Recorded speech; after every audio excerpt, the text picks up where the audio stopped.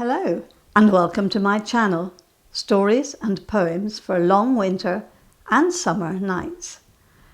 My name is Lucy and I shall be reading my own stories and poems. The first one is a love story and it's called Harvest Moon. Chapter 8, Abandoned in Vancouver. Maggie was about to get into bed when her phone squawked with a message. It was Greg.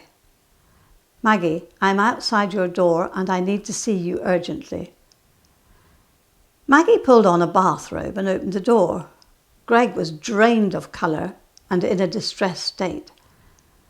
Maggie, there's a problem at home involving my daughter. I'm booked on the 6 o'clock flight in the morning, so I'm going straight to the airport now. I apologise, but I have to go. You will be well looked after here and I'll be back as soon as I can. Is she ill? It's not that. His voice was breaking. Sorry, Maggie. He turned and left without looking back. Maggie lay for a long time, too distracted to sleep.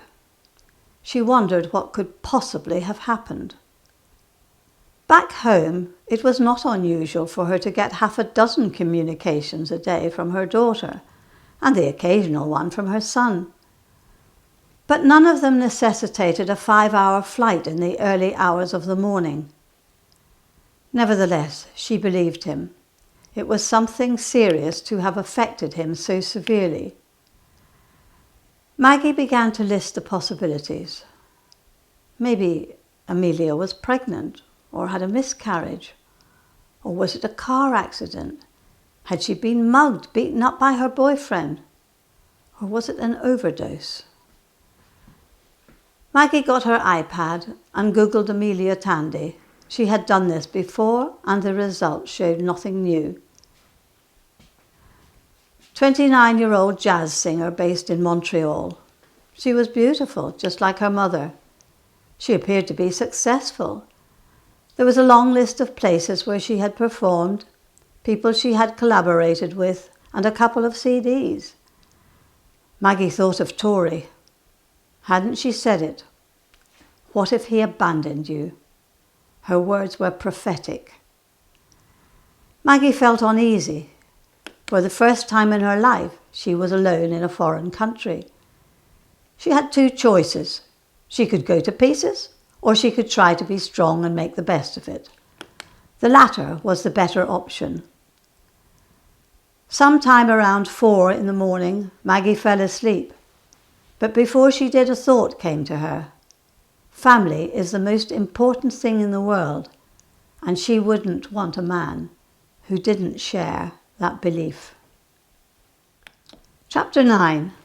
Maggie Learns to Manage. In 1886, much of Vancouver was burnt to the ground. Maggie supposed that the subsequent and relatively recent rebuilding program was what contributed to the smart, modern feel of the city. It also had an appearance of cleanliness and affluence. The high standard of living, Maggie had read, brought with it a high cost of living and had house prices rivaling those in New York and London. She learnt something of the history and culture of the area on her visit to the Museum of Vancouver. There was too much to see, so Maggie chose the section on First Nations, the Aboriginal Canadians whose history goes back thousands of years. There were many artifacts and stories of the conflict over the decades. Modern-day Canada, she learnt, was still dealing with the complex issues of non-integration, housing, health, education and unemployment. She wished that Greg were there. She had so many questions to ask him. And what was also interesting was that she discovered that she enjoyed the freedom of sightseeing where and when she wanted and at her own pace. Nor did she feel particularly self-conscious about dining alone. Maybe they think I'm a business executive, she mused. Or more likely, they never noticed me at all. Lots of people dine alone these days, or more or less alone. invariably accompanied by their smartphone and iPad. At bedtime on her first day of solitude, she received a message from Greg which read, "Back the day after tomorrow." The start message was softened by an X next to his name. The following day, Maggie took the ferry across to Vancouver Island. She visited the Bouchard Gardens. The sun shone weakly and the air was clear and mild. Maggie was not green-fingered, but who could not enjoy that vibrant riot of colour? She completed her day out with some whale watching in a boat which she caught in the harbour. They saw no whales, but she chatted to some Scottish tourists and enjoyed the experience. Back in the hotel, she wrote an email about her day which she sent to Tori and James. She was careful not to mention that Greg had not been there. Neither Tori nor James replied, but she did receive a message from Greg which read, "Due back at hotel around 10 p.m. tomorrow. Wait up for me if you can." Next day, Maggie decided to have a pamper day. She had breakfast brought to her room. Then she went to the spa and had a full-body massage. After a light lunch, she relaxed with some Jacques Lussier on her iPod. That was followed by a facial, manicure and pedicure. She completed it with a trip to the hairdresser and the professional makeup artist, all charged to Greg's account. I could get used to this, she thought. All the while she was thinking about how it would be when Greg reappeared later. Would she receive him cautiously and punish him with cold, standoffish behaviour? Would he be pleased to see her, or would he still be agonising over the family problem?